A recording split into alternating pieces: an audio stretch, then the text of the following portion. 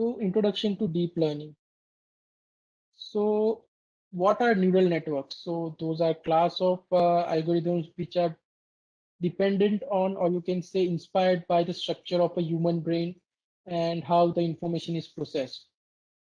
So it uses multiple layers to process the information, same as in our human brain. So we have got various cells that processes the information and pass to the brain. So same thing is been simulated by the neural networks, and we apply the non-linear transformation so that we can capture more complex decision rather than just simple linear separation.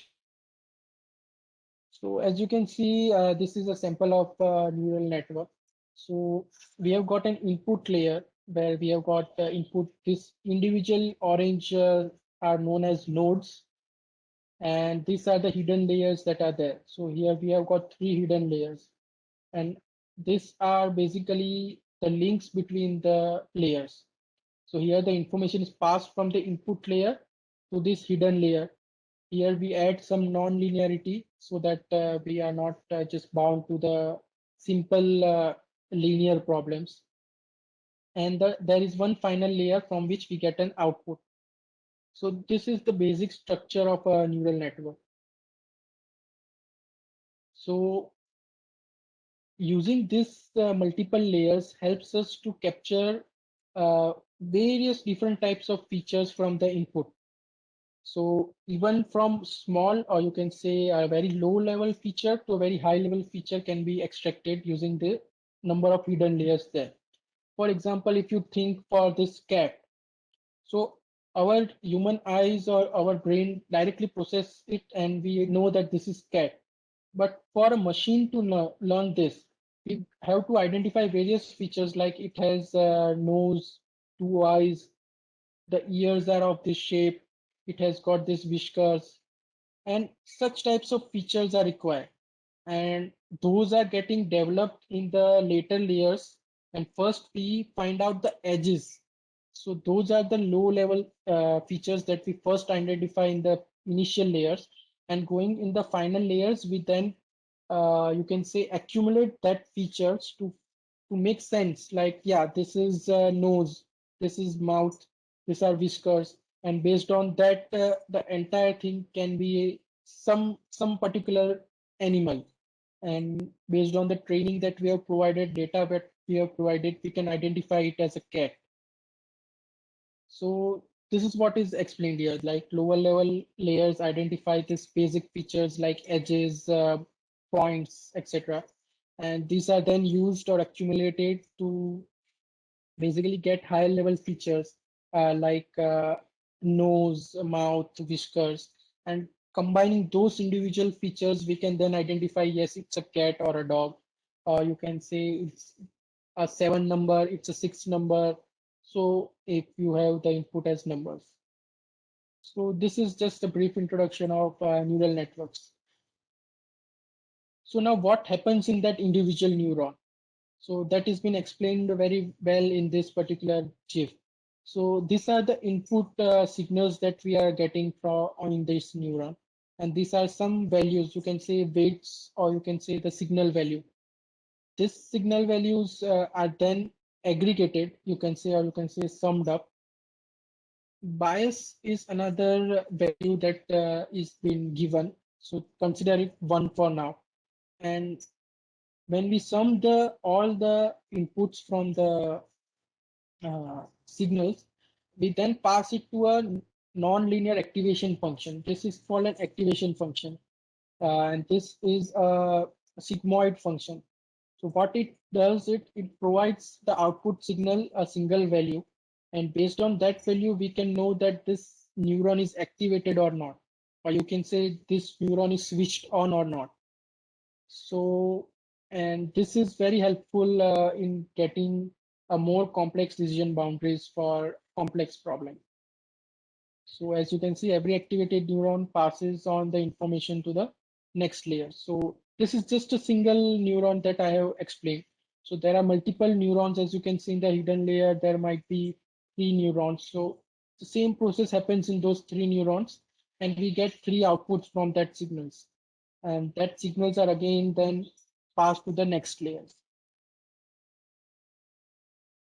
So again, deep neural networks and shallow neural networks. So the neural networks are then in a very high level view classified into these two categories. So one is shallow and one is deep. So the word itself suggests what is shallow and what is deep. So shallow neural network has got only one hidden layer. So that is our multi-layer perceptron layer, or you can say artificial neural network as explained. And deep neural networks has more than one hidden layer. So if you see in this particular image, this is the input signals that we have, and we have only got one hidden layer with multiple neurons. And the third is the output layer. But if you go to neural network, so there are multiple such hidden layers available. So it can be in the number of 50s, hundreds, depending upon the problem. But it is more than one for deep neural network. So as this is having only one hidden layer, it is very easy to train, or it is very lightweight compared to this where there are a lot number of parameters to train, and the training is very time consuming. So as there is only one hidden layer, it is very difficult to generalize the prediction on multiple outputs, but the same is very easy or comparatively easy to generalize deep neural network because they have got number of layers which can extract number of features instead of just one hidden layer. So in general, neural networks are also called as universal approximator functions. So it can fit any function. Yes, it is true that same thing uh, which can be done in multiple layers, it can be done in one layer. But the number of neurons in this particular hidden layer will increase exponentially. And that causes a lot number of more parameters to train compared to this deep neural network. So if we have this two layers, then the number of parameters to train for these two layers for the same problem would be less compared to the shallow neural network. And that is the reason why we use convolution for the image data rather than just MLP for that. So in general, if you have any questions in between, do unmute and ask so that we can see if it can resolve your issue or not. So now, why deep learning? So we have got lots of algorithms, machine learning algorithms. So why do we need to do deep learning? Can you just answer, anyone? What is the need of deep learning?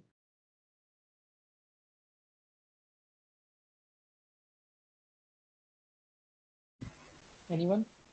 Darshil? So when the amount of data is very high, Mhm. it has been observed that the classical machine learning models start to degrade in performance, and that is why we need neural networks to come into the picture so they can learn from the large amount of data and study the complex patterns present in them. Okay. So why is the classical machine learning have got degraded performance in performance? Do you know that compared to Uh, deep so, learning? so they basically start overfitting after a certain limit. Okay, you are close to the answer, but it's good. So these are the two main advantages of deep learning. So one is the decision boundary and feature engineering. So when you go short practical view of both of these things, you can say main decision boundary thing. So deep learning is able to fit very complex decision boundary as well, while comparing to a simple or classical machine learning algorithms. For example, if you compare logistic regression or linear regression, so there the decision boundary is straight enough. So the data where the data can be separated in such a way where the linear decision boundary is satisfiable, it is good for such models. But for complex data or in practical scenarios where I'll just go over to the example. So the decision is such that it cannot be linearly separated. So for that, we require very complex decision boundary. And uh, getting that decision boundary complex is very difficult to form it beforehand without seeing the data. So that is why this deep learning comes into picture. Also, feature engineering. With this feature engineering, we don't have to explicitly go ahead and find out features. It it inherently finds out features for us for our particular task. So that is major advantage that is missing in the classical machine learning algorithms. Again, so neural networks require tons of computing power. That is well-known fact, and that is why initially it was discarded in the early 50s and 70s, but now it is coming a lot into practical use. So is it still worth it? So the short answer is yes, it is still worth it. Why it is still worth it? We'll just get all the advantages there. So if you see, this is a type of data where you can say a linear boundary is satisfiable for the data to separate this blue dots from the red dots. But if you consider this type of data, can it be separated with a linear layer, or you can say logistic or linear regression? No, it will be difficult because the the decision boundary is such that it will not satisfy this concentric circular boundaries. So these are non-linear boundaries, but same thing, neural networks can do this very easily. So now I want all of you to go to this TensorFlow playground thing.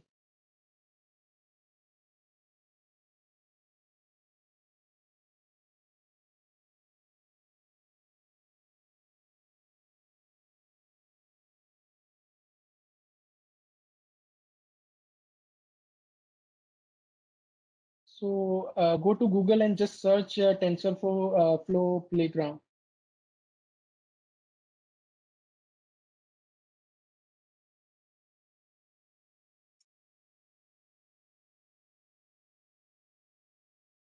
So is my screen visible? Yes, sir. Okay. Just go to this particular website, playground.tensorflow.org.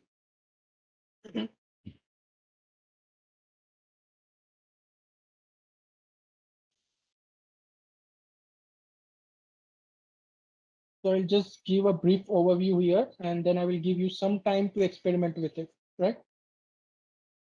So in this is a very good example to, you can say, understand how the decision boundary comes into picture and what type of data it is suitable, what adding new features will do to the decision, about adding multiple hidden layers, number of neurons.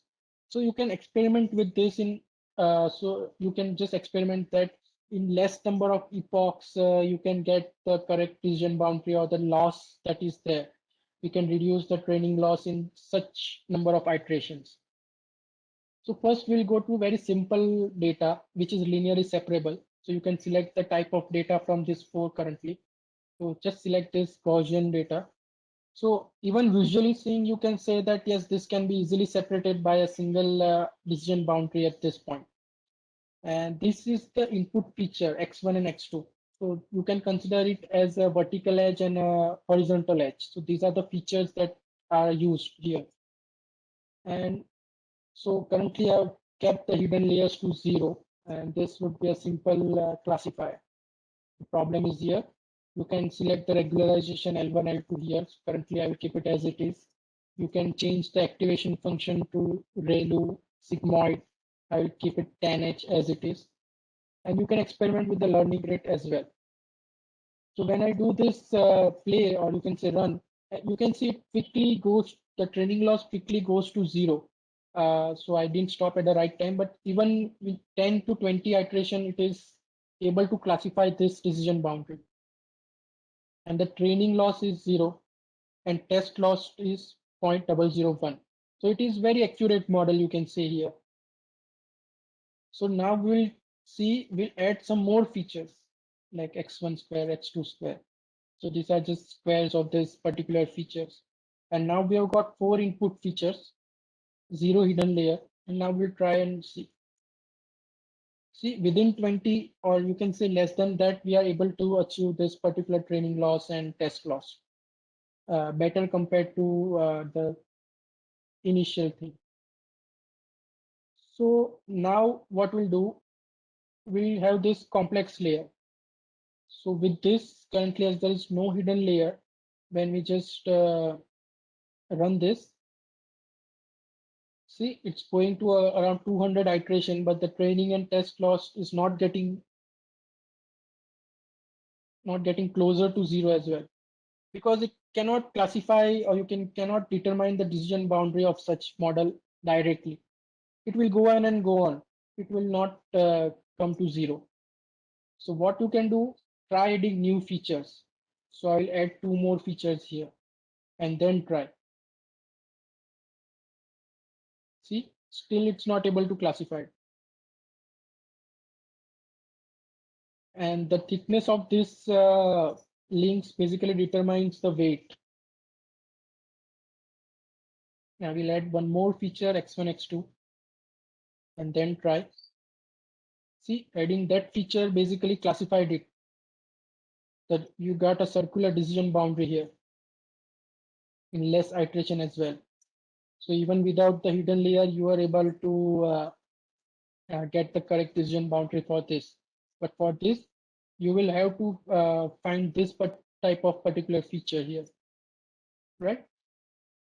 So now we'll go to this spiral thing, or you can say this XOR type thing, and we'll keep this features as it is. With this feature, this x1, x2 feature, basically, you will be able to classify this particular data easily.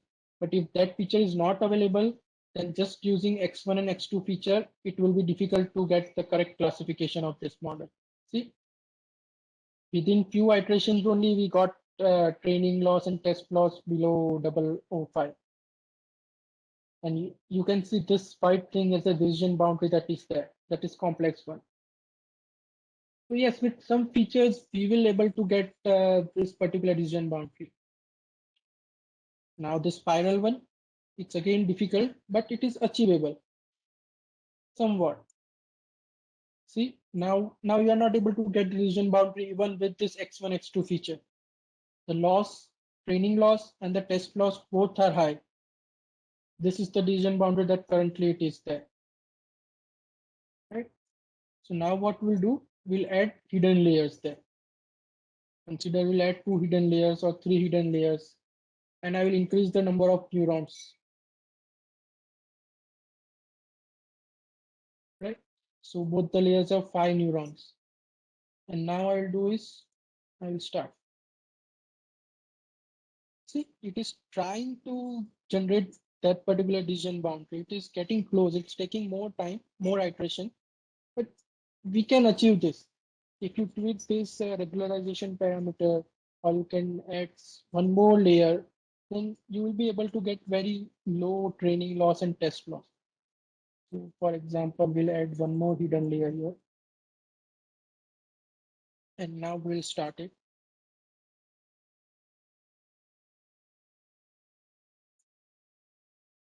The training loss is reducing iteration by iteration. It will take some time, but we will be able to get a good decision boundary of this.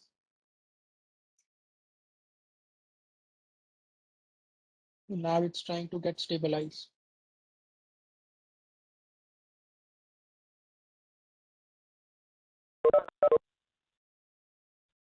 So as you can see, this is correctly been classified, or you can see the decision boundary is correct up till here. There's some more required here. It is incorrect at this position slightly.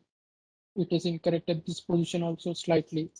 So yes, tweaking these parameters or tweaking these features, you will be able to get a good decision boundary using this neural network, which is very difficult or impossible in some scenarios for the linear regression or linear classifiers. Right? So I'll just pause it. Now I will give you some 5 minutes if you want to just experiment with it, or else we can go ahead, whatever you say. Do you want to experiment with it? See, we are able to get within few iteration compared to previous one. So I increased, or you can say I added two more features and added two more neurons to each basically hidden layer. And with this test loss that we were getting around 1,000 or eight, or you can say 1,200 iterations, we are just getting within 300 iterations. So training it more with more number of features and hidden layers will certainly help to get this particular perfect decision boundary, right? So this is a very good playground provided by TensorFlow to just analyze the decision boundary, to analyze what actually neural network is and how it is. So the thickness of the links provided, those are basically weights. So those basically suggest how important that feature it is for this particular data set. For example, if you just hover over this blue line, it is saying weight 0.84. So the thickness is different compared to this weight that is minus 0.52. So the whichever links are thicker, those particular features are contributing more to that particular neuron, you can say. Right, so I'll just stop this and we'll start with the presentation then.